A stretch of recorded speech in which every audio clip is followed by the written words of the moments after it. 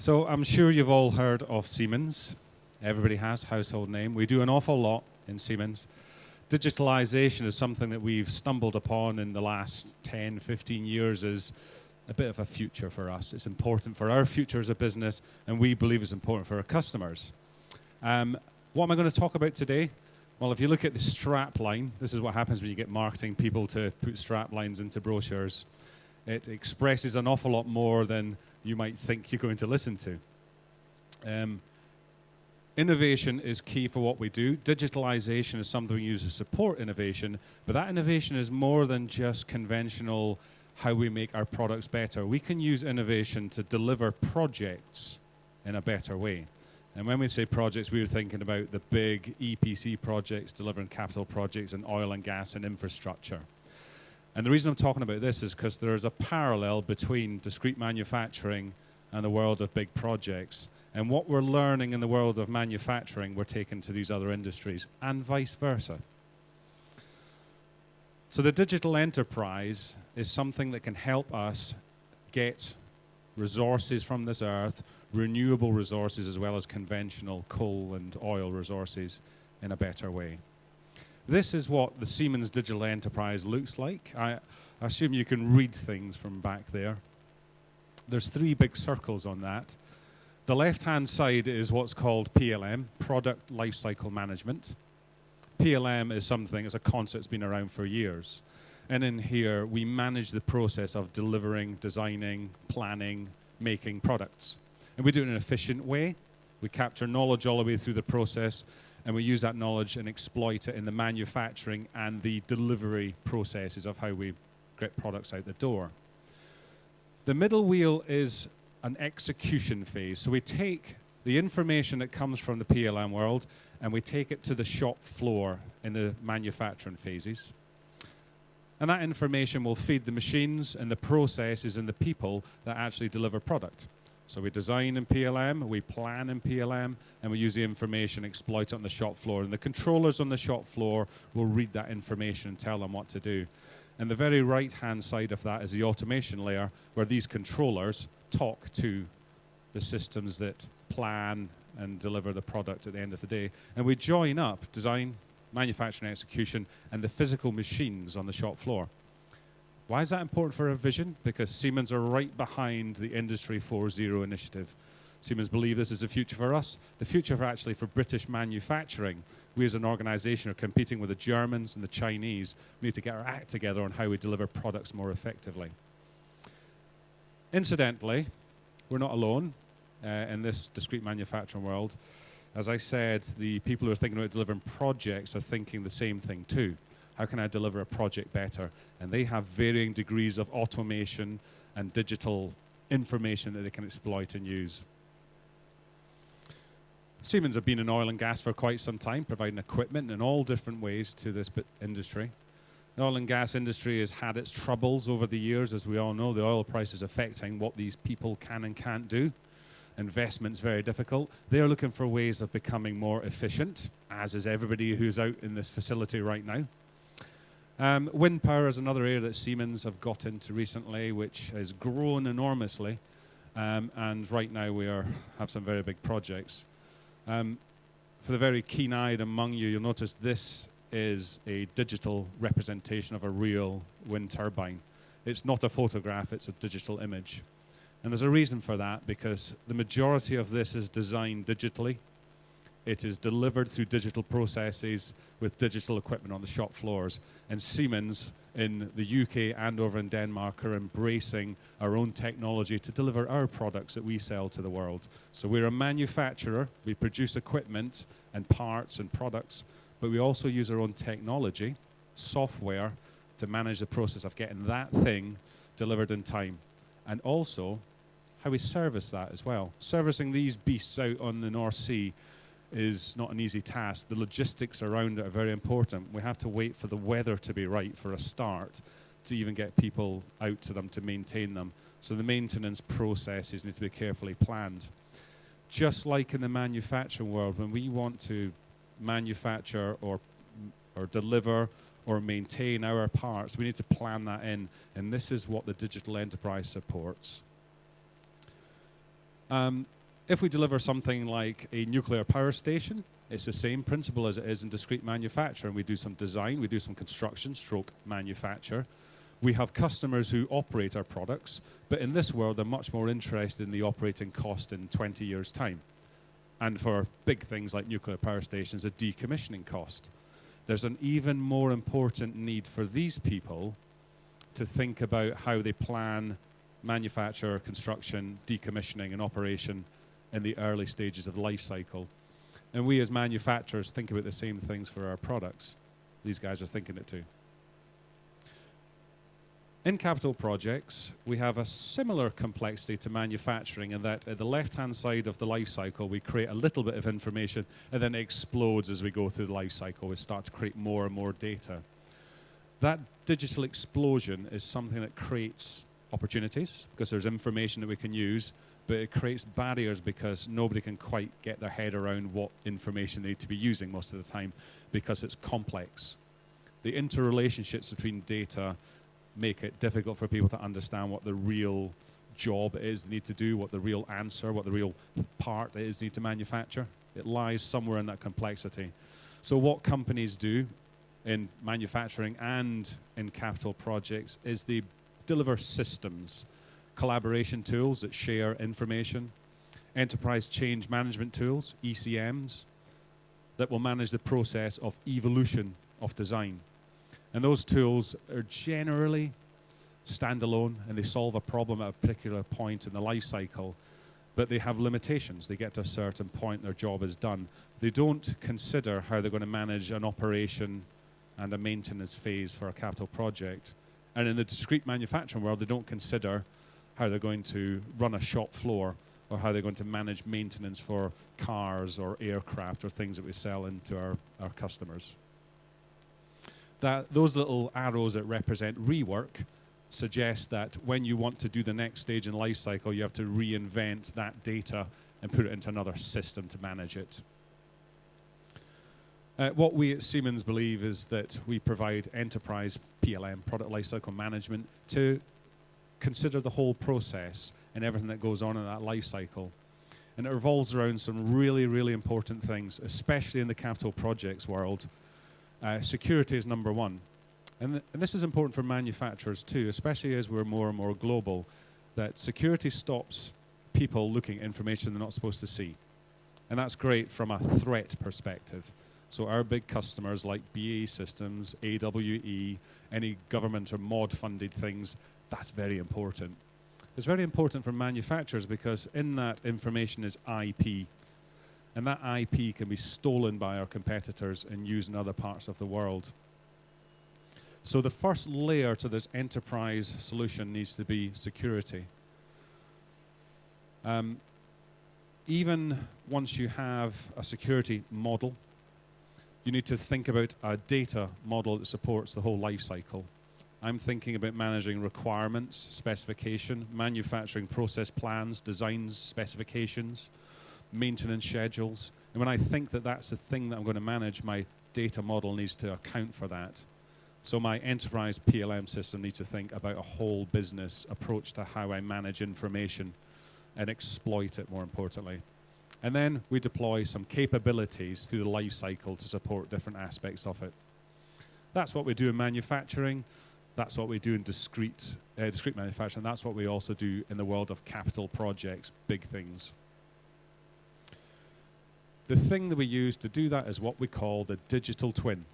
This is a very simple concept that there's a digital representation of our product or project. There is a physical representation. At the early part of the life cycle, we just have digital data. But as we get into manufacture, we have physical things on the shop floor as well as digital. And then when it becomes very real, we just have the product. But there's still digital elements to support it. There's digital data that tells me how I maintain that pump, the components I need to buy to make that work when it breaks down. There's information that tells me that if I need to replace a component in there, this is a specification it was bought against in the first place, because I might have a different buying strategy in 10 years' time. So that information has helped me deliver this project, but it's going to help me operate it as well. When I talk about information, I'm not just talking about parts and drawings. There's a wealth of other bits of digital asset that we need to consider. So exploiting the digital twin is what I'm going to cover. There's 9 areas I want to go through.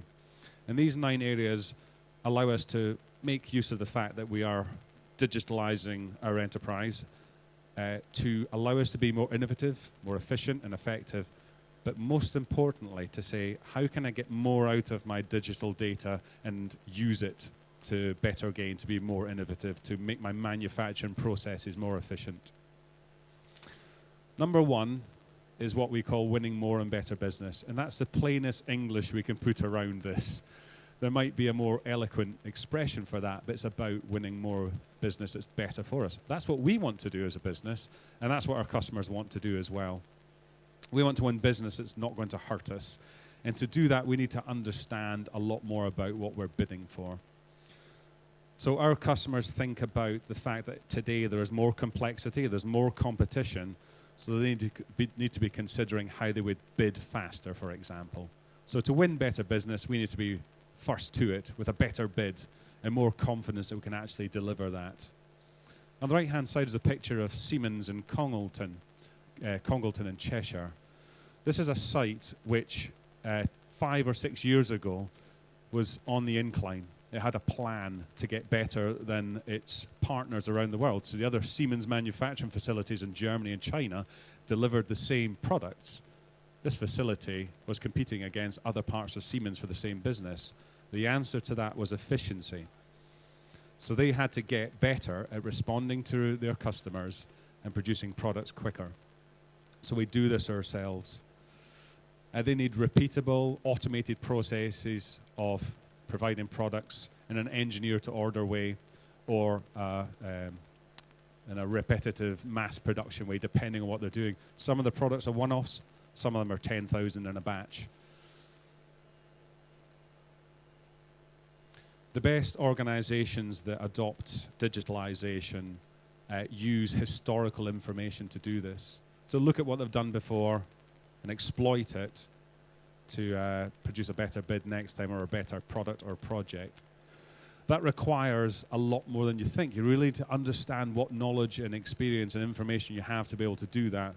So it requires management.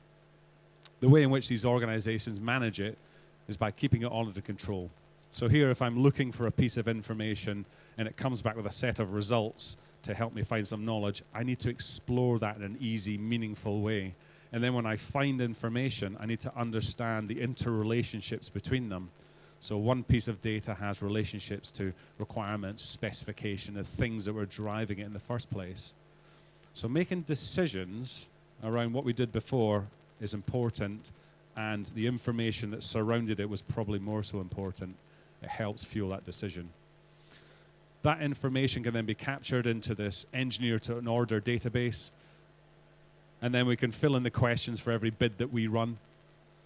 What kind of product is it? What size? What pressure does it operate under? Or whatever characteristics define our products. And then this solution here will look through a database of knowledge to come out with the right answer based on some engineering principles. And then we can pitch our product bid a lot quicker.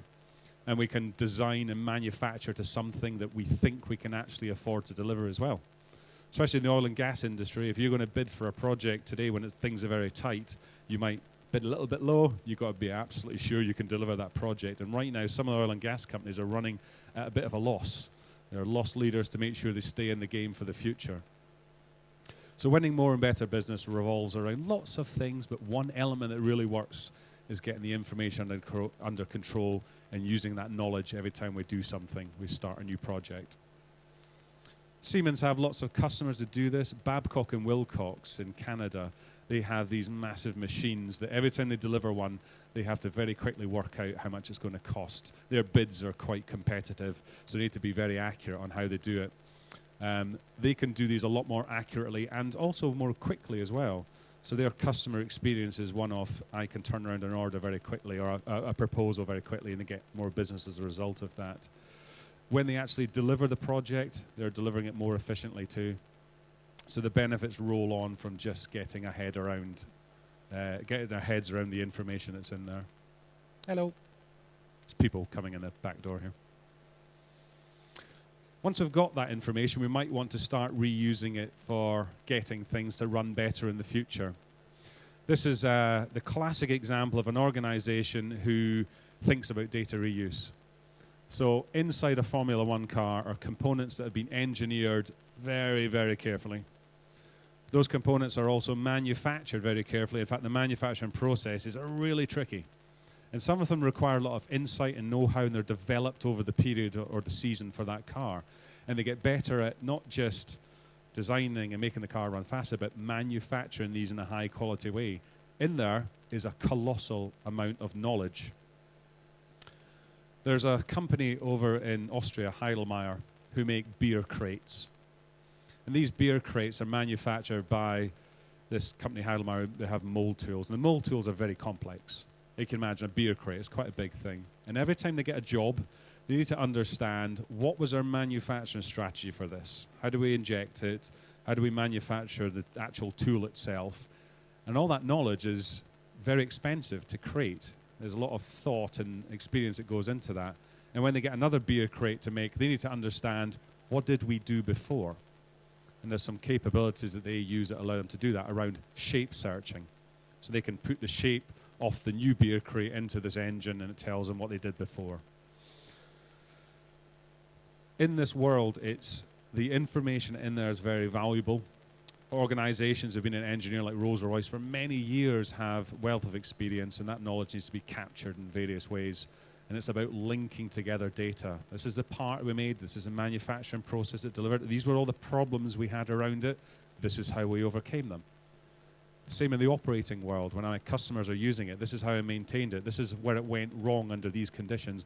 All that information, if it's linked together, we can make better decisions. So we need to capture and leverage this experience in our companies and in our supply chains as well. The best organizations do this, but also create themselves KPIs around it. They measure how well they are doing about managing and reusing knowledge so they can track it and make sure they're on an upward spiral. So again, to be able to reuse information, it revolves around the ability to find it for a start. Finding information is about searching, getting to data, and intuitive ways to quickly get to the things that I need to find. Is it parts, documents, who created it, when was it last modified? I can also say I want to do a search on the type of thing I'm looking for. This is a part, so I can narrow my search down. This is like Google, but with a little bit more intelligence. And then once I find data, I can define its context. I can say, actually, it was in this part of the process, or it's in this maturity status. It's a released component in this bill of material. So I can start to change the nature of my search. I say it's like Google, but this is an engineering focus. This is a manufacturing focus approach because it thinks about parts, components, processes. I can also filter by type. The types that we see on this left-hand navigator that you probably can't read from over there are based on what's in the database. So as we put more and more knowledge in here, what's displayed on the left-hand side are options I have based on the knowledge that's in here, and it builds this automatically. These are capabilities that allow people to find data. I can even shape search, find information by what things look like. Here's a bolt. I want to find one that's slightly different, maybe the same size or slightly the same shape, and I can change these little slidey bars to change the search result criteria, and I can find components of a similar shape. And that's great for people in design to find something they've done before. Also people in manufacturing who think, we've made this before, how did we do it? Then when I find the component I'm looking for, there's a wealth of knowledge about what the requirements were that governed it. There's even elements that tell me what changes it went through to get to its current state. How did it evolve? What were the problems that people reported through that process so I don't make the same mistakes again, which is what people tend to do. So I can avoid the mistakes, make better decisions all the way through the process. Martin Baker do this. Martin Baker make ejector seats. They use shape searching functionality to find components that allows them to actually bid better. They can make better business because they can accurately predict cost, not just for the components, but for the manufacturing processes as well. And as I say, they find the part, they know how much it costs to manufacture, and they can put in a more accurate cost for their customer. And it also gives benefits of reduced component cost too, because they don't have to go and redesign that, and they can take cost out because they have more time to optimize and innovate and less time trying to go through what they did before. So the third capability is integrating design and simulation. This is something we've been doing for years. It's not really news, but what is new is the ability to do this with a broader portfolio of capability. As people innovate products, they want to get it right first time, but innovation is a barrier to that. Innovation is actually creating more opportunities to make a mess of things. The answer is to virtually validate the products that we are making. Now, virtual validation requires us to do some very special things because our products no longer just sit inside a stressful environment. Some of them get hot. Some of them get hot and cold. Some of them get shaked. Some of them sit within radiation fields. Some of them sit on submarines that are not to be detected. Some of our products go into space where special things happen out there. The environments that our products go into mean that to actually try something out is quite often impossible. So we want to do it virtually as much. The actual approach to this is what we call model-based systems engineering. And it starts from the one-dimensional world, the diagrammatical world, and we think about and innovate our products in there, and from there we decide what the product needs to do and what systems it needs, and then we analyze these systems working together. Siemens, as I suggested, have been doing this for quite some time, but we are acquiring companies who have technologies that allow us to answer the questions of our customers. Like if I put the Mars lander up in space and land it on Mars, will it open first time? Because if the answer is no, I need to know that now, not 2 years later once it's arrived on Mars. I have a raft of videos that you could see in this, and you may have seen this kind of simulation stuff before. Optimization is key, so you could analyze things and say, I know what's going to happen to it, but in actual fact, I want to make it better. So I want this to tell me if I change this, or what's the optimal shape to make it work properly. And these aren't just pure mechanical systems. These are electromechanical, hydraulic, that use software to drive them. There are components that go into very special worlds like aerospace and defense that all require lots of clever maths behind them.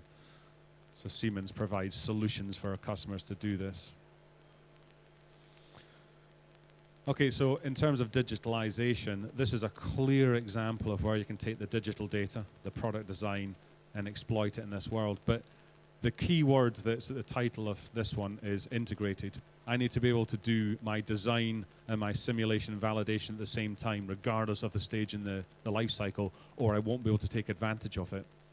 If I find a better answer, but I finish the design, I can't really accommodate that very easily, or if I can, it costs me a lot of money. So I want to do this as early on in the process as possible.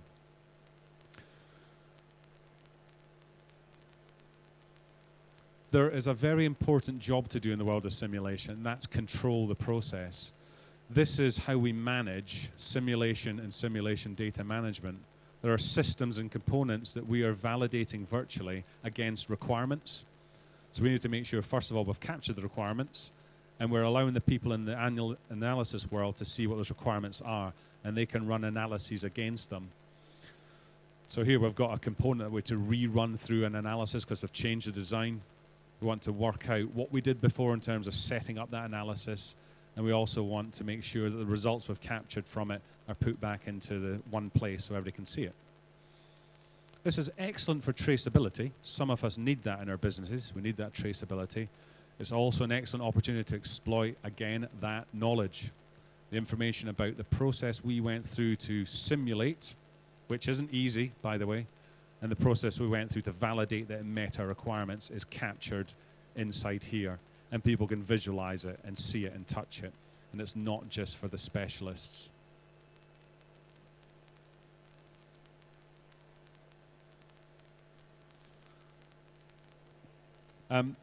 So who's doing this? Airbus, clearly. Airbus's products are using much more diverse materials than they did 30 years ago. So they're innovating at every stage in the game.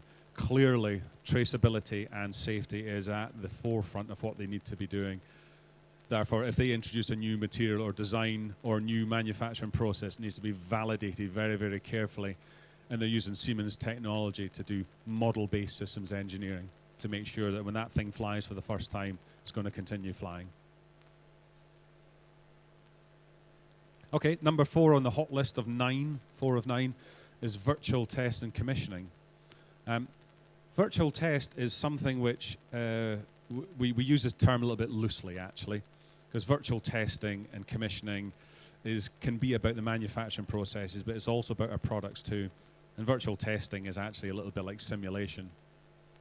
The real challenge is that there are cross-discipline teams in the design and the manufacturing world who need to validate these processes and make sure that what they test is right against the product spec in the first place. So when they commission that machine tool or that product or that nuclear power station, that it's meeting all its requirements in the first place.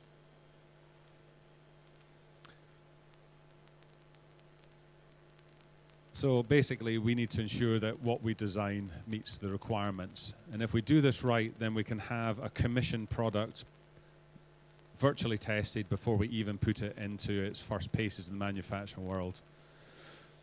Here we see a virtual test environment where we have Siemens controllers that would run a manufacturing facility and a virtual environment that represents that manufacturing facility.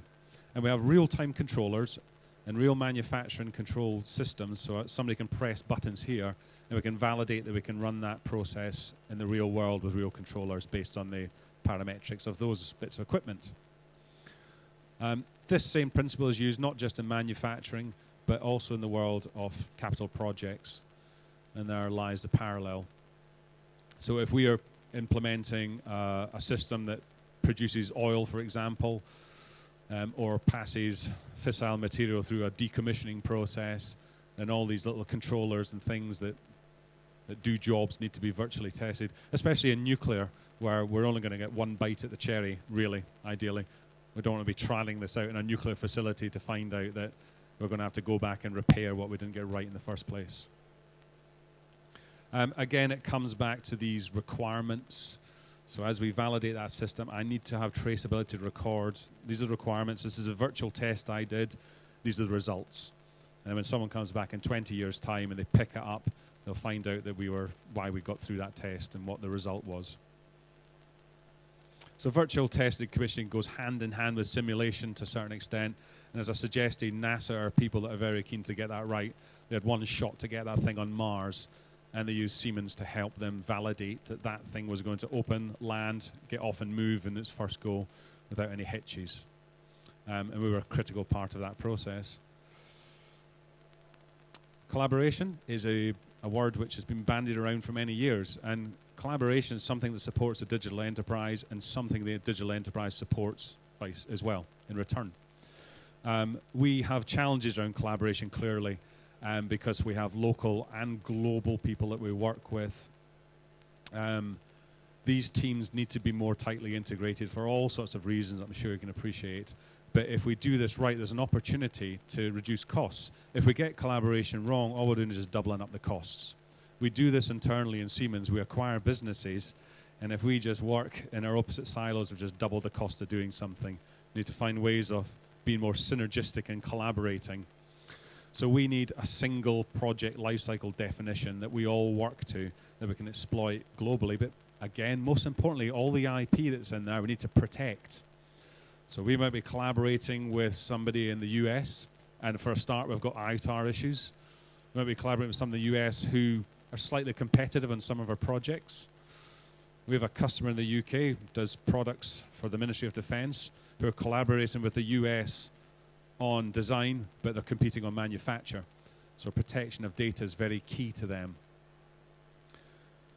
The best organizations embrace collaboration while protecting IP and secure information.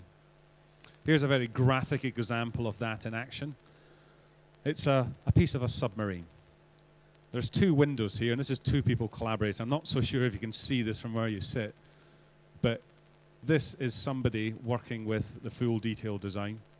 And this is somebody on the other side of the world looking at the same thing, but the view is slightly different.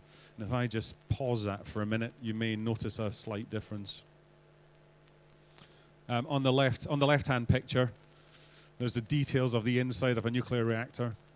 On the right-hand picture, this person collaborating is just seeing a pink blancmange, a pink blob. Because we need to work as if we're one team. We need to be working on the same source of information because there is only one design we're working on. But security and IP protection is going to make sure that my counterpart is only going to get to see information on a need-to-know basis. And that security model is inherent and is part of this enterprise PLM capability because it's thinking whole life cycle, not just how do I share documents as I do a design process or as how I work with a partner. This is set up to run with our business processes through time. FMC do this very well. In fact, FMC do this because they've got design people in 2 parts of the world who create drawings. And sometimes the drawings for the same part, and they found they were doing the same drawings in 2 parts of the world. And by recognizing that and using one system for collaborating and using the ability to search and find accurately, they can get access to drawings that have been created somewhere else and not reinvent the wheel. I remember working with the company that did die castings for Gillette, and when the Mac 2 razor came out, or was it the Mac 3?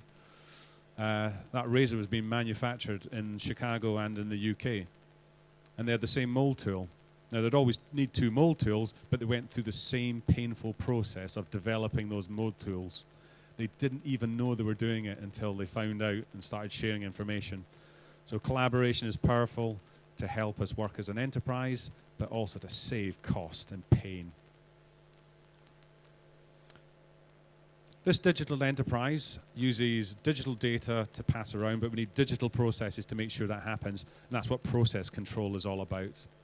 This is about streamlining and automating, and what we actually want to get from this is not just define a process electronically and then tell everybody how to work it. We want to use that to take out wastes, to eliminate things that we don't need to be doing, to find problems in that process, log jams, and just speed it all up. Workflow is something that's been around for many years, but workflow needs to be in the context of this digital enterprise and the digital assets that we are managing. And that's what we're all about, getting the right information to the right people. In our enterprise system, we want an inbox that tells us what we need to be doing on a daily basis. So it says, these are the things that are important, and these are the things you need to think about next week. Not just, here's all the jobs. So I can start to filter down to the things that I need to be working on. And if I've got lots and lots of jobs, which I would have in the real world, I can have some more smarter ways of filtering. And then I pick the job that's urgent or important to me, and then I get a bunch of information telling me about what that job is. But more importantly, it's showing me the things that I need to be working with. These are the 3 bits of data that are being managed in our enterprise that I need to be working with, either reading or referring to, or actually doing something on. That process is part of a digital process, which can be very straightforward like this one, or it can be immensely complicated if we really, really wanted it to be. It doesn't really matter. It's all digital. It just deals with it. But the important thing is that the data is passed along that process to all the stakeholders who need to interact with it. We also capture a register of sign-offs for traceability. And for a lot of industries, medical, oil and gas, anything to do with the Ministry of Defence, traceability is absolutely key. And anybody involved in that process can visualize the data that's inside it. So if somebody's designed a single component, an engine, or an entire ship, everybody else can visualize and understand that data as part of that process in a lightweight, easy-to-use web client. And that's important because we're not all design people and CAD people. I'm a purchasing person. I just need to know, does it fit in my boot of my car, or do I hire a lorry? You know, how big is it? So visualization helps this whole process. But it relies on the ability to capture all the data that we need for our enterprise, give it some context and sense, give it some security levels to it, and then let the processes take care of it. And those processes are our business processes. Avantha Power do this. They've streamlined their projects. Just one example they looked at went from 21 days to 7, just by eliminating the little bits of time that they wait for people doing things. When I was a draftsman, I was in charge of a pack of data on my desk, which sat there for a week until I got around to doing it. And until I'd done it, nobody could touch it. Avanta have parallelized all their processes. So parallelize, put them all in parallel so they can do them more efficiently. There's lots of other benefits to doing this, not just getting more efficient. This allows us to collaborate better. This allows us to innovate and look for opportunities to do things. The time that they and FMC realized from their savings, they used to do better products for their customers. Okay, 7 from 9, change management is something that every organization that delivers products does change management in varying ways. There are some keys to success for change management. The ability to process things faster, allow people to make more complex decisions in the change management world, because quite often if something's too hard, we don't do it. Therefore, we don't actually take the opportunity to exploit innovation. There are multidisciplinary stakeholders involved nowadays. A lot more products, especially in the automotive world, are very complicated. Mechanical, electrical, software components that go into it. And quite often we need to change something about the mechanics of a gearbox. We've got to think about all the hydraulics and electrical systems and the software that drives that. So it's not a simple decision for people anymore. It's very complicated nowadays. So we need a single solution for all stakeholders in the business to allow them to fundamentally make decisions. Show me what we're trying to do, show me all the implications of that, and let me make decisions around how we manage the change. And also how we introduce that into manufacturing as well, how we accommodate that. So very simply, I have a component on the left-hand side highlighted in grey. At any point in time, I can say, I want to change this component, this part, this product, this process, and I fill in a form, like we all do normally today. But that form becomes part of this knowledge base. It's part of the history of that component. It goes with it till the end of time. As it gets processed, the maturity of that request is enhanced. So somebody is therefore asked to add more data to it, more depth, maybe take some photographs, point people to the bits that they think are going to be changed. We're building up this picture of what we need to do. People involved in the process need to say, okay, when you're suggesting change, where does this happen? What does it look like? Show me the bits in context. Show me the manufacturing information that goes against that. And allow me to explore the implications. So I'm going to find out a little bit more about the inside of the part, and I'm going to communicate collaboratively with all the stakeholders that I think this size is a bit of a problem, so I'm going to use some markup to talk to people. Workflow is going to capture what we need to do as a process, and you'll see the change management process a little bit more complicated, and it's going to send that along to all the different stakeholders. So I've got people need to do review, people do sign-off. This is going to take care of it. And every decision that's made against this wealth of information is going to be captured. Again, people need to know what's the impact. So if I change this component, what was the last change we did against it and why? And what was the outcome of that? There might even be changes that didn't actually happen because they're too expensive. Maybe we can accommodate them now. I'm looking for opportunities to make my business better, and I'm using change management and knowledge to do that. When we go into the service world for discrete products like cars, airplanes, or even machines and machine tools that have service lives, the service documentation and the service plan for some organizations gets left a little bit last minute. For submarines and oil and gas platforms and ships, sometimes, dare I say it, the technical publications and the maintenance plans are kind of an afterthought because it's somebody else's problem. Somebody else's problem in 10 years' time. But if we think about it now, we can actually save money in the future. And if we plan for maintenance now, we can get optimized products and we can get the maintenance plans done with the product. And for some of us, when we sell our products, we need to have documentation to go with them. So we need this accurate, comprehensive set of data that define how you maintain a product and what the process would be. And it's actually a fundamental part of what we sell, especially if our businesses need to sell more service. When we get more competitive and our market is getting gobbled up by somebody else, we could say, do you know what, I'm going to service more than I'm actually going to sell. And this is one of the reasons why Siemens finds wind power a great business, because the service life cycle is actually very lucrative for us, and one that helps us set up the actual projects in the first place with the government, and then make more business and money in the future as they go into service life cycle. To do that, we need to keep the service plan and the service documentation in line with the design and what comes out of manufacturing. And in doing so, we're actually using the information designed to optimize service and vice versa. People in the service world can say, change that design a little bit, makes it easier for us to service, we can make more money. When we do change management, we need to think about the service people, and that's why they're involved in the change process, and that's why they need to be involved early on, and it allows us to be a bit more of an effective business. As I suggested, Siemens is a manufacturer of wind turbines, an installer and a maintainer of these monstrous things. They have thousands, hundreds of thousands of components in them, and the servicing of them is something that needs to be done very carefully because, as I said earlier on, you need to think about the weather.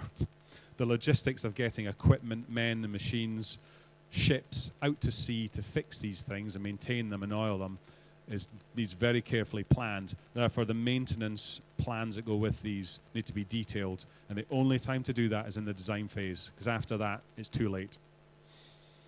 What we do is exploit that digital enterprise and the digital data. So the design information we can use to break apart and say, this is how I'm going to service it, and then capture that as a series of operations that I'll pass on to the maintenance people. While I'm doing that, I'm creating the documentation. Some of it comes for free. I just use the 3D model to animate how things go together and get maintained and oiled.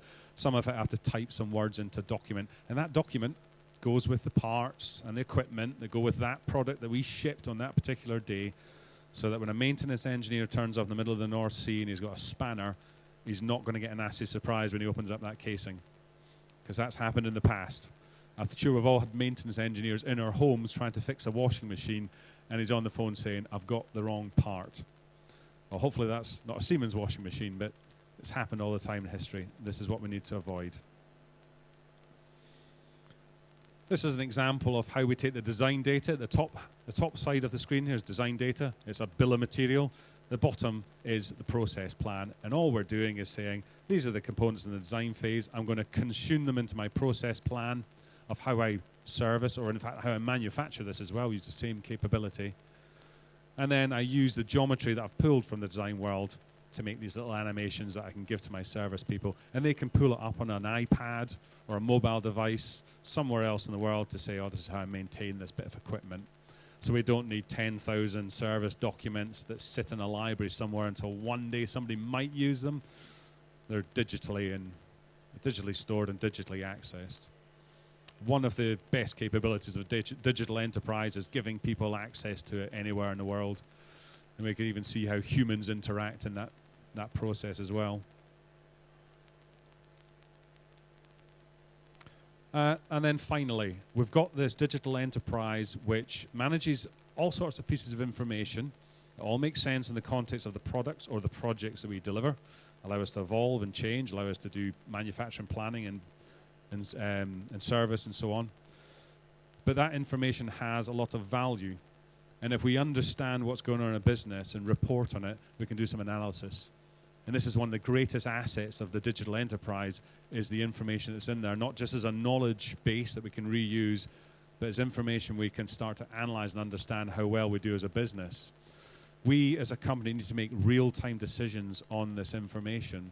And in the past, organizations have spent a year analyzing how well they're doing as a manufacturer, and then a year later they need to make some changes as a result. They've already missed the boat 9 times out of 10, so we need to do this real time. We need to look at information across multiple projects or products, depending on what we do. So we need to grab metrics from that allow us to make decisions very quickly and very accurately. And then this information needs to be visual as well.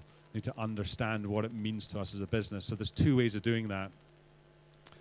First of all, our information can be reported on in standard tables like this. So I can pull out data that tells me how well as a business I was running my change management processes, and I can look for the peaks and troughs in the process and understand what went wrong in there and make some decisions based around that. Or any of the KPIs we set up as a business, how quickly we get through new product introduction. The manufacturing KPIs that we capture can be visualized inside here. And it's pulling information not just from the digital enterprise in terms of this is a product definition, but other manufacturing systems like ERP or CRM or supplier systems. We can pull data together. So this is a very specialized part of the world, but a very important part for people who want to exploit the digital enterprise to make their business run better. Okay, so those were the 9 things that I wanted to talk about with respect to what we call the digital twin and how we exploit that.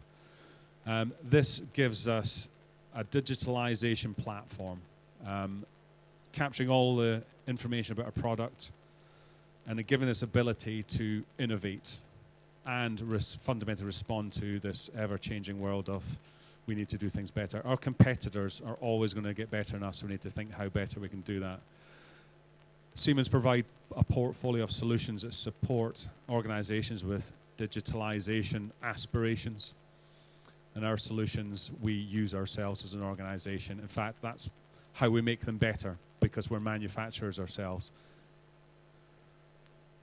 And finally, we are focused on this process of digitalization for the reason I said at the start, because Industry 4.0 is something that's all going to come to us all in the future. And if we don't, then the Chinese and the Americans and the Germans are going to beat us to it, and they're going to start eating our lunch. So we as a UK economy need to be thinking about how digitalization supports a strategy for now and for a future for Industry 4.0. Okay, thanks very much for your time. I'll take any questions if anybody has any. It's not a very big audience, but I will say that Siemens are running a drinks reception afterwards if you want to ask questions. There'll be Siemens people on the stand. So does anybody have a question now? Hello, again. A self-styled grumpy-atric. Hello, Grumpy. Who's seen it all before, thinking virtual validation may be no more than what it says. In other words, not real validation. Thinking astute should have been renamed unastute. EDF's European PWR doesn't exist. Yeah. And the Mars lander was in fact a Mars crasher the first time around. In other words, putting your faith in a virtual world can be very expensive unless you have a string of top-class physicists and maybe mathematicians in the background telling your, I was going to call them infestation technologists, IT people, where they're going wrong all the time. Can you comment? That's a fair comment, and it's actually true. And Siemens believe that so much so that our acquisition strategy reflects exactly that. And 20 years ago, when the Astute program got a little bit difficult, and we see the results of it now, they didn't have half the capability we've got now, and we still don't have all the capability we need to do virtual validation, for example. I can't test everything about the Mars lander before it gets there.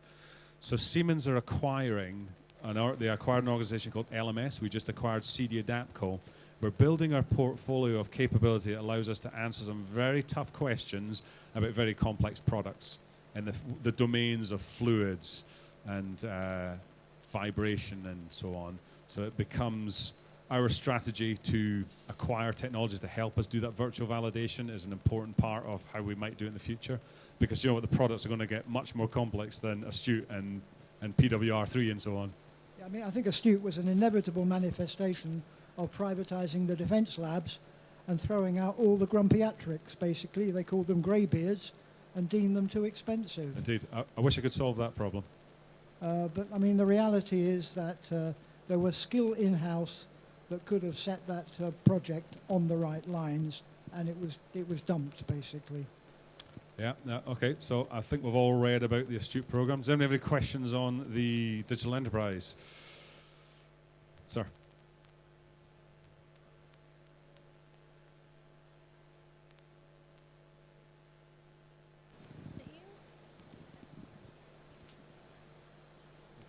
Thanks very much. Impressive presentation. My question is really about entry-level organisations. If you're an SME or even a micro business, is there a place here for you if you've got real constraints on skills, costs, time, etc.? Particularly if you want to get into the supply chain of some of these bigger firms who may be using the software. Yeah, actually, great question. I'm glad you asked that, because yes, there is. To get to the great that the likes of Rolls-Royce are trying to get to those aspired worlds takes a lot of time and a lot of thinking. The smaller organizations can get on that journey right now. And in actual fact, Siemens have only in recent years got good answers for that, because we were focusing a little bit on the big guys. we have, for example, a program called Rapid Start that allows the organizations who have just got 5 or 6 people to do some design and manage that information within the context of every project, and then reuse that information on the next project, run some basic processes that get things running quickly, do some basic part numbering, link up to some other systems that allow them to take data into manufacturing. We call this Rapid Start, and it's for those customers. We have channel partners as well who are specialists in this, and they deal with the SMEs and the people that are actually the supply chain of Rolls-Royce, where a lot of our business actually lies. And yeah, Siemens is a bit slow on the uptake, but that's important for us. And, well, as I'm sure you agree, important for the UK's economy. Okay, does that answer your question? Certainly does, Right, thanks. okay, thank you.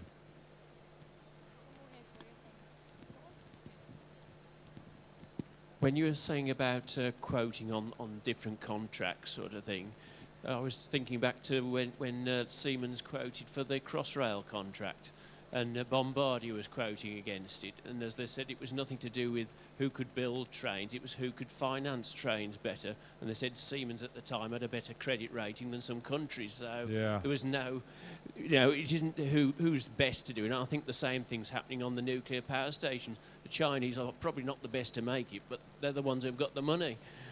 Indeed. Okay, I couldn't comment on Siemens because I wasn't involved in that clearly, but it's a good point. In fact, when we talk about winning more and better business, we can do all the technical stuff. We can say, yeah, we can bid in that project.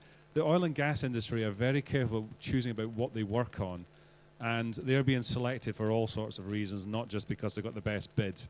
It could be about viability and what they're actually going to do in the future for that customer they're working for. So you're absolutely right. There's a lot more to it. But at least get the whole idea is get our engineering stuff in order. So the really difficult questions, we can focus on them. Yeah. Balfour Beatty they were thinking about how they run bids some time ago. They're a customer of ours, and the technical bit, while it's very complicated, it's an important bit. They've got to get that right so they can focus on the best bit, the commercials and the details of that. So, no, good point. Oh, well made.